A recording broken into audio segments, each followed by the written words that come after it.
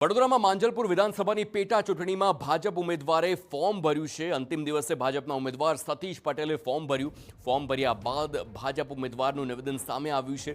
સ્વર્ગસ્થ યોગેશ પટેલના કામો પરિપૂર્ણ કરીશ તેમણે જણાવ્યું છે।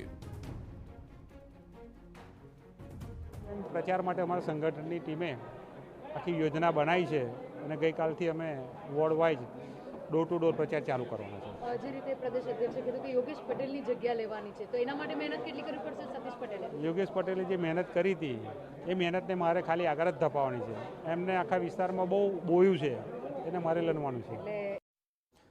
નોંધનીય છે કે માંજલપુર વિધાનસભા બેઠક લાંબા સમયથી ભાજપનો ગઢ માનવામાં આવે છે। આ બેઠકના ભાજપના ધારાસભ્ય યોગેશ પટેલના દુઃખદ અવસાન બાદ બેઠક ખાલી પડી હતી। હવે આ બેઠક માટે પેટા ચૂંટણી યોજાવાની હોવાથી શહેરનું રાજકીય વાતાવરણ ફરી એકવાર ગરમાયું છે। કોંગ્રેસે પણ મજબૂત ઉમેદવાર મેદાનમાં ઉતારી ભાજપને કાંટાની ટક્કર આપવા માટે વ્યૂહરચના ઘડી રહી છે।